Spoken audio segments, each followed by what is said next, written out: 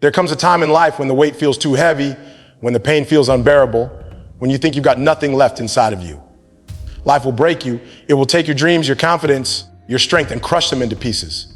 But hear me clearly, being broken doesn't mean you're finished. Being broken doesn't mean you've lost. It means you're being prepared, reshaped, and remade for something greater.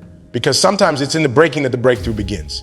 When life breaks you, the first instinct is to believe something has gone terribly wrong. We imagine that pain is a sign of failure, a punishment, or evidence that we're not strong enough. But that isn't the truth. Pain is not an interruption of life.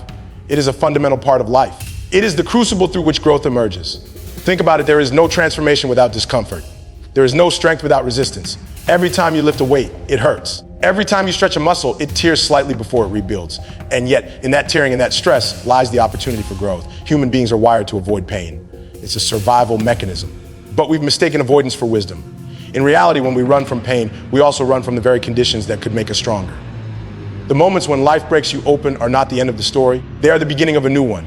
The breaking process strips away illusions, pride, complacency. It removes the scaffolding that was holding you up artificially. And once that falls away, you're left with something raw and honest yourself.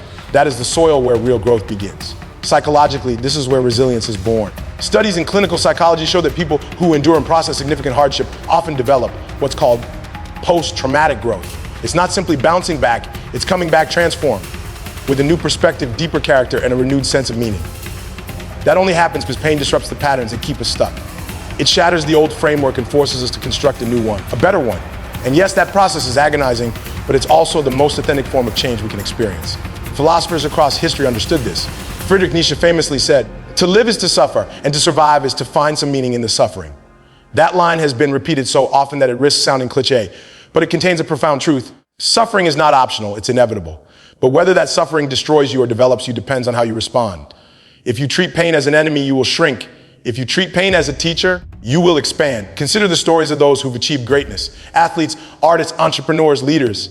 None of them were forged in ease. They became extraordinary not in spite of their pain, but because of it. Michael Jordan was cut from his high school basketball team before becoming a legend. Oprah Winfrey endured unimaginable hardships before becoming one of the most influential voices of her generation. Nelson Mandela spent 27 years in prison before leading his country. Each of them could have surrendered to despair when life broke them. Instead, they allowed the breaking to transform them. And here's the paradox: pain is universal, but growth is optional. Every single person in this room, every person watching, will encounter seasons where life breaks them. It might be the loss of a loved one, the collapse of a dream, the betrayal of trust, or the weight of failure. Those moments will come whether you're prepared or not. But what you do with them, that's the deciding factor. You can numb yourself, blame others, and retreat into bitterness. Or you can lean into the pain, face it directly, and allow it to carve out a stronger, wiser version of yourself. Pain is the starting point of growth because it forces you to confront the gap between who you are and who you could be. It reveals what you've been avoiding, what you've been neglecting, and what you must change if you want to move forward. It's uncomfortable, it's humiliating, it can feel unbearable. But it's also the moment where your life pivots, where the old you dies and the new you begins to emerge. So the next time life breaks you, don't ask, why me? Ask instead, what is this trying to make of me? Because when you start to see pain not as punishment, but as preparation, not as destruction, but as construction, then breaking becomes the birthplace of becoming. The truth is simple: pain will find you. The question is whether you'll let it destroy you, or whether you'll use it to build the strongest version of yourself. The choice is yours. When life breaks you, the question is not whether it hurts, that's obvious. The real question is, what do you do in response to that hurt? Because pain by itself doesn't determine your destiny. Hardship doesn't automatically build character. Trauma doesn't guarantee growth. It's the choices you make when you are in the middle of that chaos that set the trajectory of your life. Your response defines your future.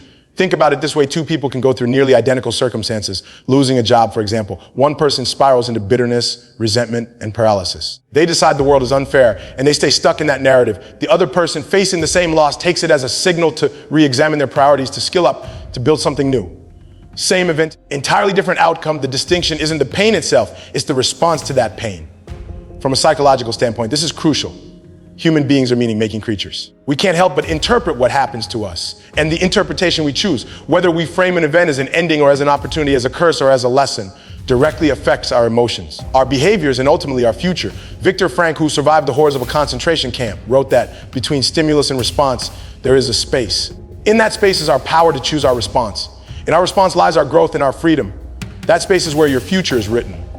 But the challenge is when you're broken, that space feels unbearably small. It feels like instinct takes over: anger, despair, hopelessness. And in those moments, it's easy to believe you have no choice at all. Yet, that's exactly where discipline comes into play.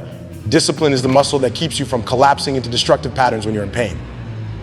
It gives you just enough distance to step back and ask, what does this moment demand of me? Who do I want to become because of this? Philosophically, this ties into the idea of responsibility. Life is suffering. That much is guaranteed. But when you take responsibility for your response, you reclaim agency. You acknowledge that while you cannot control the storm, you can control the way you steer your ship through it. And if you refuse to take responsibility, the opposite happens. You become a victim of circumstances at the mercy of whatever life throws at you. That is a dangerous place to leave because it makes you powerless. Now, let me be clear. This isn't about pretending pain doesn't matter or forcing optimism. Some wounds cut deep. Some losses change you forever. But even in those moments, you have a choice to let that pain define you negatively or to integrate it into your story in a way that makes you stronger, wiser, and more compassionate. That doesn't erase the pain, but it redeems it. History shows us this again and again. Great leaders, thinkers, and reformers didn't respond to suffering by shrinking back. They responded by stepping forward, often against impossible odds. When Martin Luther King Jr. faced constant threats, humiliation, and violence, he could have met hate with hate. But his response to choose nonviolence, to hold on to hope, changed the course of history. His circumstances did not define him. His response did. And that's the sobering truth. Future isn't dictated by what happens to you. It's dictated by how you choose to act in response. If you adopt a posture of bitterness, your world shrinks. If you choose courage, even when you're afraid, your world expands.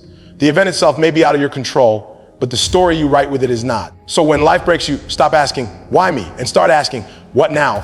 Because the future you'll live tomorrow is being shaped in the response you choose today. Life doesn't break us to decide who we are. It breaks us to reveal who we choose to become. Your response is your destiny.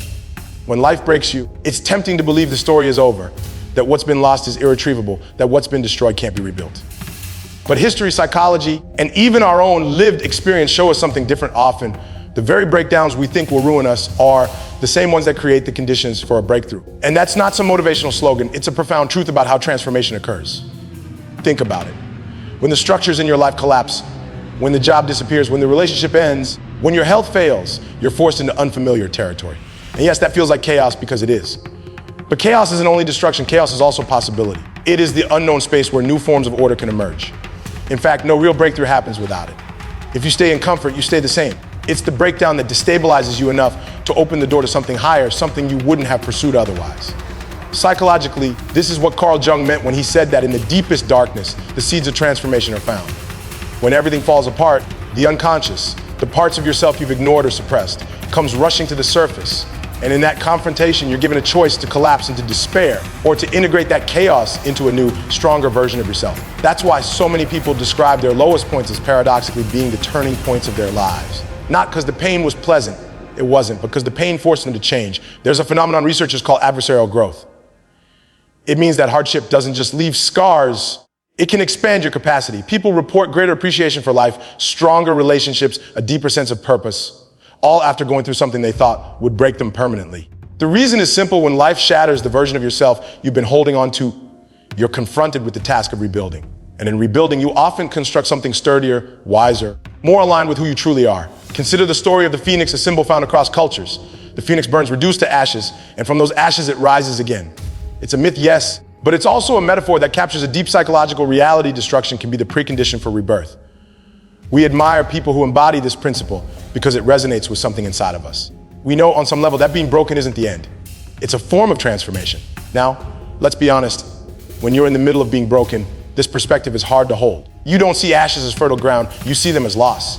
And it's true, there is loss. Something dies when life breaks you. But the critical insight is that in that death, there's also the opportunity for something to be born. The key is to not waste your pain. If you numb it, deny it, or avoid it, then the breakthrough never comes. But if you face it, work through it, learn from it, then what broke you becomes the very thing that builds you. This isn't abstract, it's deeply practical. If you lost a job, maybe that's the push that forces you to pursue the career you were too afraid to risk before. If a relationship ended, maybe that's the wake-up call that teaches you how to grow into the kind of person who can build something healthier.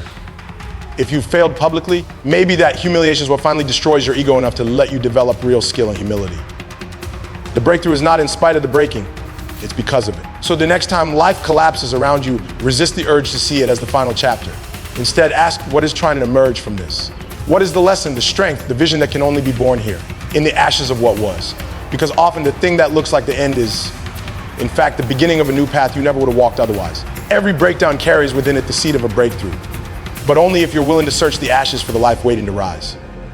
One of the most misunderstood parts of life is isolation. When you're broken, when everything falls apart, it often feels like people disappear.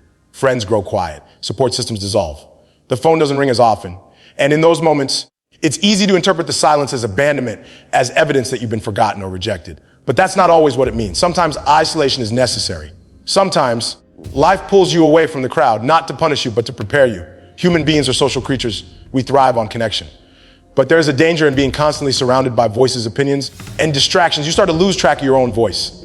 You conform, you compromise, and you confuse the noise of the crowd for the direction of your life.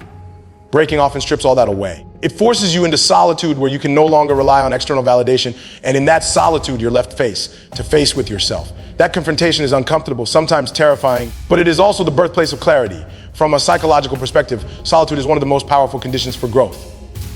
When people step back from constant stimulation, they engage in what neuroscientists call default mode processing. It's the brain's way of reflecting, integrating experiences, and reimagining possibilities. That kind of deep processing rarely happens in the middle of noise. It requires stillness. It requires separation. The irony is that when you feel most alone, you might be standing on the edge of your greatest insights. Philosophers and spiritual leaders throughout history understood this. Moses alone in the desert, Buddha under the Bodhi tree, Christ in the wilderness. Again and again, the pattern is the same: solitude precedes revelation.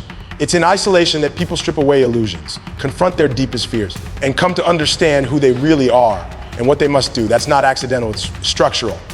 You can't find your authentic path if you never step away from the paths everyone else is walking. And there's something else. Isolation tests your resilience. It teaches you that your strength cannot always come from others. It has to be generated within yourself. If you've ever been through a season where you had no one to lean on, you know how it feels to wonder if you can keep standing. But when you do stand, when you learn to hold your ground without constant reinforcement, you discover a strength you didn't know you had. That's what isolation does. It forces you to cultivate an internal foundation. And once you've built that, no amount of external loss can shake it. Now, this doesn't mean you reject community altogether. We need others. Connection is vital. But isolation teaches you how to enter community without losing yourself. It allows you to contribute rather than just consume, to love from a place of strength rather than desperation. In other words, it doesn't make you antisocial, it makes you grounded. So when life breaks you and you find yourself walking alone, don't always interpret that as a curse. Ask instead, what is this solitude teaching me? What voices inside me have I ignored? What truths can I only hear in the quiet? Because sometimes the silence isn't abandonment, it's instruction. And the lesson might be exactly what you need to carry you into the next season of your life. Isolation isn't always a prison, sometimes it's a classroom. And in that classroom, you learn the strength that makes you unshakable. When life breaks you, one of the first things to collapse is your emotional stability. You wake up some days and you don't feel like moving forward. You don't feel like fighting anymore. And the truth is, if you rely solely on feelings to guide your actions, you'll quit the moment it hurts the most. That's why discipline matters more than feelings. Discipline is the bridge between who you are and who you could be. And without it, pain swallows you whole. Feelings are fickle. They fluctuate with your environment, with the weather, with the smallest disappointments. They rise and fall like waves, and if you try to build your life on them, you'll be dragged wherever the tide takes you. Discipline, on the other hand, is steady. It doesn't ignore emotions, but it refuses to be ruled by them. Discipline is what allows you to say, I don't feel like doing this, but I will anyway, because it matters. That is where strength is forged, when your actions are no longer dictated by fleeting moods, but by deeply held principles and commitments. From a psychological perspective, this distinction is crucial. Emotional reasoning, living as if your feelings are facts, is one of the most destructive cognitive traps. You feel hopeless, so you assume you're hopeless. You feel weak, so you conclude you must be weak. But discipline interrupts that cycle. Discipline says, I may feel hopeless, but I will act as if hope is possible. And remarkably, over time, those disciplined actions reshape your feelings. It's not the other way around. Action leads emotion. That's why people who establish disciplined routines, exercise, study, creative work, often report improved emotional well-being. They didn't wait to feel motivated before acting. They acted first, and the feelings followed. Philosophically, this is the essence of virtue. The ancients understood that virtue wasn't about how you felt. It was about what you did consistently, even when it was hard. Courage, for example, isn't the absence of fear. It's the decision to act rightly despite fear. Discipline is the framework that makes virtue possible. Without it, feelings will erode your intentions until nothing remains but regret. Consider any field of excellence. Athletes don't train because they feel like it every day. Writers don't finish books because inspiration never dries up. Entrepreneurs don't succeed because motivation never wanes. They succeed because they've learned to master the small daily disciplines that move them forward regardless of their emotional state. That is the principle we must apply when life breaks us. Pain tempts you to stop. Discipline keeps you moving. Pain says, this is pointless. Discipline says, keep going. And here's something important. Discipline isn't cold or mechanical. It's deeply meaningful. It's the act of aligning yourself with the future you want to create. Every disciplined act is a declaration of faith that your efforts matter. That tomorrow is worth building. And when you string enough of those acts together, something remarkable happens. The pain doesn't vanish, but it becomes bearable because it's tethered to purpose. This is where people often misunderstand resilience. They think resilient people feel strong all the time, but resilient people feel the same fear, the same exhaustion, the same doubt as everyone else. The difference is they don't stop. They don't let their emotions dictate the story. They choose discipline over feelings again and again until the habit of moving forward becomes stronger than the temptation to quit. So when you're broken, when you're on the floor and the weight feels unbearable, don't wait for the feeling to change. Don't wait for motivation to appear. Build discipline into your life like a structure that holds you up when emotions fail. Because they will fail. That's inevitable. But discipline, that's what keeps you standing. Feelings come and go, but discipline endures. And in the end, it's discipline, not emotion, that carries you from brokenness to strength. When life breaks you, you don't walk away from that experience the same. Something fundamental shifts inside you. And here's the paradox: while the breaking feels like it destroys you, if you endure it, if you walk through it rather than collapse under it, you come out the other side with a strength that's impossible to gain any other way. What once shattered you becomes the very thing that makes you unshakable. Brokenness, if handled correctly, becomes the foundation of being unbreakable. Think about scars for a moment. Physically, a scar is not a weak spot. In fact, the tissue that forms after healing is often tougher, more fibrous, more resistant than the skin it replaced.